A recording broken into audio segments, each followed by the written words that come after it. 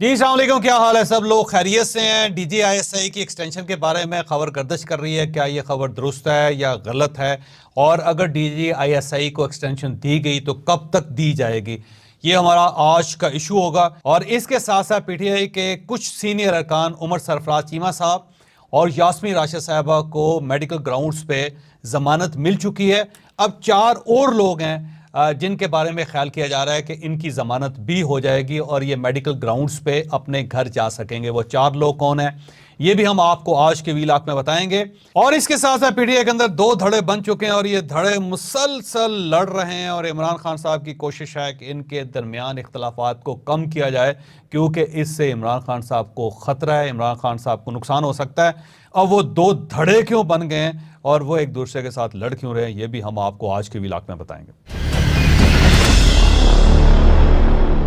हम सबसे पहले PTI के अंदर 2 धड़ों की बात करते हैं। आपको याद होगा कि आज से 2 दिन पहले British high commission Jain Marriott की चीफ इलेक्शन कमिश्नर से मुलाकात हुई थी और इसके ऊपर PTI की तरफ से 2 किस्म के रिस्पांस आए थे। जुल्फी बुखारी साहब जो इस वक्त लंदन में बैठे हैं, उन्होंने इसे खुशाइंद कहा था और उन्होंने कहा था ये मुलाकात ज़बरदस्त हुई है और ये मुलाकात होनी चाहिए और इसका पाकिस्तान तहरीक इंसाफ को फ़ायदा होगा। जबकि रऊफ़ हसन साहब जो पाकिस्तान के अंदर PTI को रिप्रेजेंट कर रहे हैं, उनकी तरफ से इस मुलाकात की मजम्मत की गई थी। अब ये बार बार जो ये बहस चल रही है, इस बहस से इमरान खान साहब मुतासर हो रहे हैं और इमरान खान साहब ने अपने वकला के ज़रिए मैसेज पहुँचाया है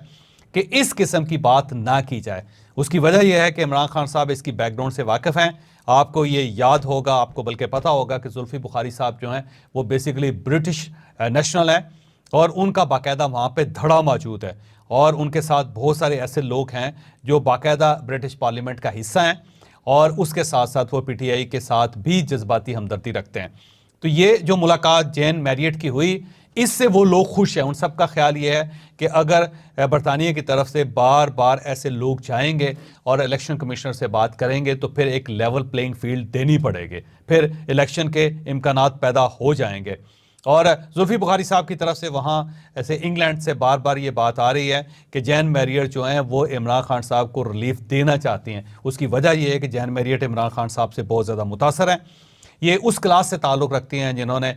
इमरान खान साहब की क्रिकेट को भी देखा है और इमरान खान साहब की जो वेलफेयर के काम है उनको भी ये सपोर्ट करते हैं और ये लोग इनकी पर्सनैलिटी से मुतासर हैं। तो जुल्फी बुखारी साहब का ये ख्याल है कि ये अगर बार बार मिलेंगी, गवर्नमेंट से बात करेंगी तो उसका इमरान खान साहब को फ़ायदा होगा और इमरान खान साहब इस हकीकत से वाकिफ़ हैं। लिहाजा वो चाहते हैं कि इस किस्म की कोई बात ना की जाए कि जिससे ब्रिटिश हाई कमीशन मुतासर हों या उनका दिल टूट जाए या वो PTI से ज़रा फासले पे हो जाएं। तो उन्होंने रऊफ़ हसन साहब और बल्कि वो तमाम लोग जो इस मुलाकात की मजम्मत कर रहे हैं, उन सब को रोका है कि आप इस किस्म के कमेंट्स ना करें और इस किस्म के ट्रेंड जो हैं इसको कम से कम करें। तो आपको ये ट्रेंड अब कम होता हुआ नज़र आएगा और आप ये भी देखेंगे आने वाले दिनों में कि पाकिस्तान तहरीक इंसाफ अब यकसू होगी कि अमरीकी एम्बेसडर को भी मिलना चाहिए चीफ इलेक्शन कमीशन से दोबारा और ब्रिटिश हाई कमीशन को भी मिलना चाहिए और इनकी तरफ से जोर देना चाहिए चीफ इलेक्शन कमिश्नर पे कि जल्द से जल्द इलेक्शन करवाया जाए और उस इलेक्शन के अंदर लेवल प्लेइंग फील्ड मिलनी चाहिए कि इमरान खान साहब बाकायदा बाहर होने चाहिए, इमरान खान साहब को अपने उम्मीदवार खड़े करने की इजाज़त होनी चाहिए और इमरान खान साहब को कंपेन करने और अपने वोट बैंक को आवाज़ देने की इजाज़त होनी चाहिए। तो ये इस तरफ से आने वाले दिनों में आपको कुछ होता हुआ नज़र आएगा। लिहाजा जुल्फी बुखारी साहब इस मामले में जीतते हुए नज़र आ रहे हैं और रऊफ़ हसन साहब जो हैं वो पसपा होते हुए नज़र आ रहे हैं, क्योंकि अब पार्टी की तरफ से उन्हें रोका जा रहा है कि आपने इस किस्म की कोई बात नहीं करनी और बाकी लोगों से भी कहा जा रहा है कि वो इस मुलाकात को खुश आइंद कहें और ये कहें कि इसका पाकिस्तान तहरीक इंसाफ को फ़ायदा होगा। हम अब उमर सरफराज चीमा साहब और डॉक्टर यास्मीन राशिद साहबा की तरफ आते हैं। कल लाहौर में इंसदाद दहशतगर्दी अदालत ने इन दोनों को मेडिकल ग्राउंड्स पे ज़मानत पे रिहा करने का ऐलान कर दिया, हुक्म जारी कर दिया है। उमर सरफराज चीमा साहब की तबीयत ख़राब है, उनको खड़ा होने में भी प्रॉब्लम होती है, उनकी रीढ़ की हड्डी का मसला है और डॉक्टर्स ने कहा है कि इनको इमीडिएटली इलाज की ज़रूरत है। डॉक्टर यास्मीन राशिद साहबा जो है वो कैंसर पेशेंट है और उन्होंने दरख्वास्त दी थी अदालत को कि मैं अपने मेडिकल टेस्ट भी करवा सकूं और अपना ट्रीटमेंट भी करवा सकूं और अदालत ने यह दरख्वास्त कबूल कर ली है। अब इन 2 लोगों के रिलीफ के बाद महमूद रशीद साहब एक अपील कर रहे हैं अदालत से, क्योंकि वो भी मरीज़ है और हार्ट के पेशेंट है बल्कि उनके बारे में पिछले दिनों ये खबर गर्दिश कर रही थी कि उन्हें सीवियर हार्ट अटैक हुआ है और उनका ट्रीटमेंट करवा के उन्हें दोबारा जेल भिजवा दिया गया है।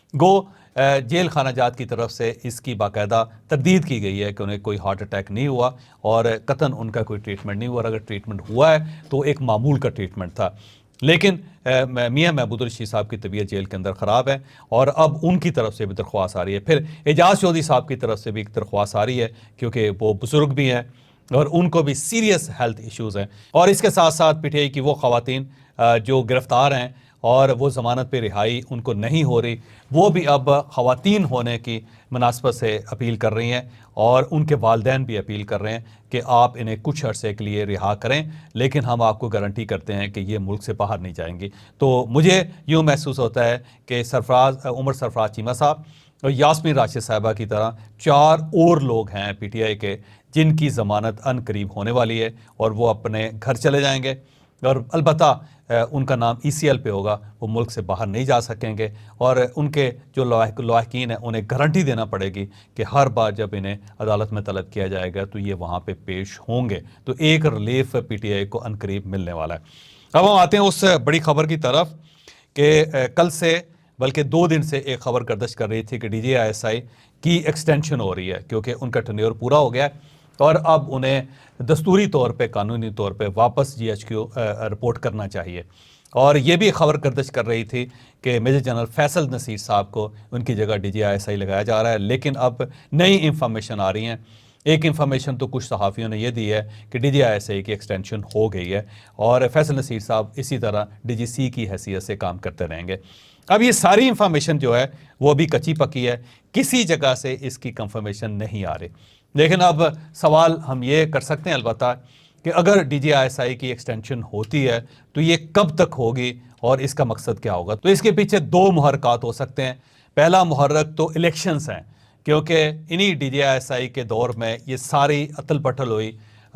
इमरान खान साहब की गिरफ्तारी हुई, फिर गवर्नमेंट का दौर ख़त्म हुआ, फिर निगरान हुकूमत बनी और अब इलेक्शंस का इशू है, फिर हल्का बंदियाँ हैं और प्रेसिडेंट का इशू है, फिर कोर्ट्स के अंदर बहुत से मुकदमा चल रहे हैं। तो ये फ़ैसला किया जा सकता है, अगेन मैं कहता हूँ ये फ़ैसला किया जा सकता है कि इन्हीं DGISI को इलेक्शन तक इसी पोजीशन पर रखा जाए क्योंकि ये सारी चीज़ें इनके सामने हुई हैं। जब एक नए DG आएंगे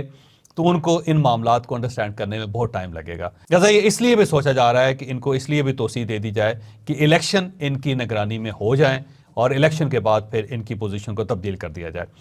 और जो दूसरी इंफॉर्मेशन सामने आ रही है वो ये है कि चेयरमैन PTI और PTI के साथ मुज़ाकरात का एक दौर शुरू किया जाए क्योंकि ये पार्टी है, एक हकीकत है, और अगर इस पार्टी को कॉर्नर किया जाता है, साइड लाइन किया जाता है तो उससे पाकिस्तान को और जमहूरियत को नुकसान पहुंच सकता है। तो पाकिस्तान बड़ी मुश्किल से दोबारा अपने ट्रैक पे आया और अब अगर कोई पोलराइजेशन होती है तो मुल्क को नुकसान हो सकता है। तो कुछ लोग इस वक्त दरमियान में हैं जो इस्टेब्लिशमेंट के साथ भी राब्ते में हैं और इस साइड से इमरान खान साहब के साथ भी राब्ते में हैं और फिर वो मियां नवाज शरीफ साहब और आसिफ अली जरदारी साहब तक भी पैगाम पहुंचा रहे हैं कि अगर कोई दरमियान का रास्ता निकलता है और इस रास्ते के तहत अगर इमरान खान साहब को एक थोड़ी सी स्पेस दी जाती है और उन्हें इलेक्शन लड़ने की इजाज़त दे दी जाती है तो फिर वो किसी किस्म की हंगामा आराई नहीं करेंगे। वो 9 मई और 10 मई के वाक़यात जो होंगे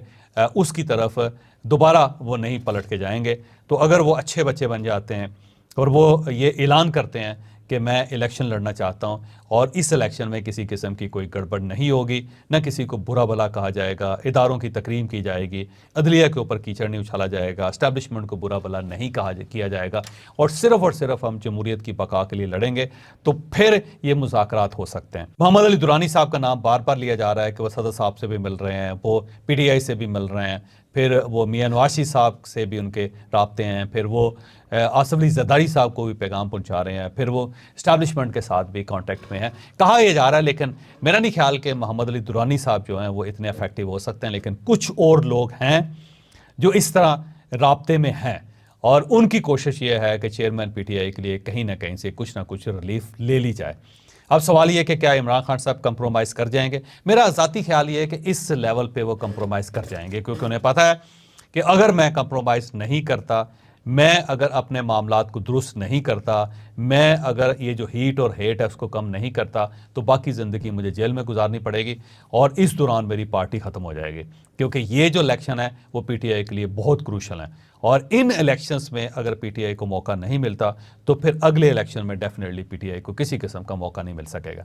ऐसा इमरान खान साहब ग्रिप करने की कोशिश कर रहे हैं, वो चाहते हैं कि ग्रैब कर लिया जाए इस अपॉर्चुनिटी को, तो कहीं ना कहीं कुछ ना कुछ पक रहा है और इस जो पकने का अमल है उसमें पीटीआई को फ़ायदा हो सकता है और उसके लिए ज़ाहिर है इसी डीजीआईएसआई का होना ज़रूरी है, क्योंकि ये सब कुछ जो कुछ हुआ इन्हीं के दौर में हुआ, क्योंकि ये सिर्फ यही जानते हैं कि सियासी टनल्स कहाँ कहाँ हैं और उन टनल्स के ज़रिए किस किस से रब्ता हो सकता है और कौन सॉफ्ट है इस वक्त, कौन अपने मामलात पे सख्त है और जो सख्त लोग हैं उनके साथ हमें कैसे कंप्रोमाइज़ करना चाहिए और जो नरम लोग हैं हमें उनके साथ कैसे बात को मामलात को आगे बढ़ाना चाहिए। तो ये दो वजूहात हैं जिसकी बुनियाद पे मौजूदा डीजीआईएसआई जो हैं उनको एक्सटेंशन मिल सकती है, लेकिन ये एक्सटेंशन कब तक होगी, ये सिर्फ इलेक्शंस तक होगी और जो ही इलेक्शंस ख़त्म हो जाएंगे, नई गवर्नमेंट बन जाएगी तो फिर ये जीएचक्यू चले जाएंगे और इनकी जगह नए डीजीआईएसआई आ जाएंगे। और ये बात तमाम दुरुस्त है कि जब तक ये इलेक्शन नहीं होते जनरल फैसल नसीर साहब अपनी इसी पोजीशन पे कायम रहेंगे। अब अल्लाह बेहतर जानता है, क्योंकि इदारों के अंदर जो तब्दीलियाँ आ रही होती हैं वो एट द 11th आवर भी बहुत सारी चीज़ें बदल जाती हैं, तो वो ज़ाहिर है एट द 11th आवर जो है उसका ऑप्शन अभी तक मौजूद है। लेकिन सरेदस्त मेरा ज़ाती इंफॉर्मेशन भी है और मेरा ज़ाती ख्याल भी है कि ये चीज़ें इस तरफ जा रही हैं। इमरान खान साहब के साथ एक राब्ता या बैकडोर डिप्लोमेसी का आगाज़ होने वाला है और साथ साथ जो अगले इलेक्शन है उनके लिए राह हमवार की जा रही है। बाकी इन सारी चीज़ों का अब रद्द-ए-अमल क्या निकलता है या इनके नताइज क्या निकलते हैं वो मैं कल आपको सुबह 9 बजे बताऊँगा। उस वक्त के लिए अल्लाह हाफ़िज़।